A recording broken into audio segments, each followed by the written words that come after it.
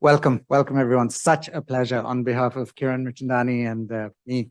Delighted to see so many of you here. This first slide is actually completely redundant. You all know her a lot more than I do or I ever will. So, it's here just as scaffolding, it's just for anchor.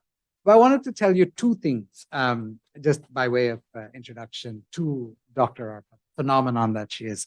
So we started with one room, right? And then I think it was like 45 seconds and that room was full.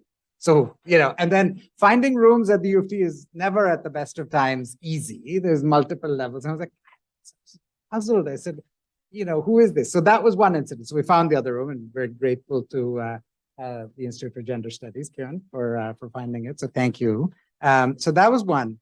And the second was the calls I got from the community saying, how is it that you managed to get her to speak? We've been trying to get her to speak for years in Toronto. And how is it that you've managed? So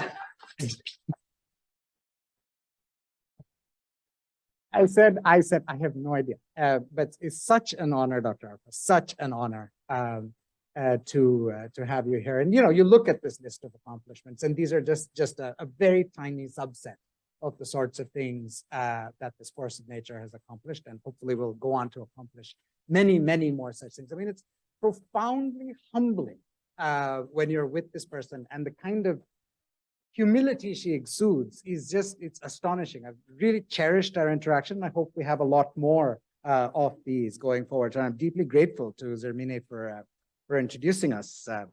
So thank you for that.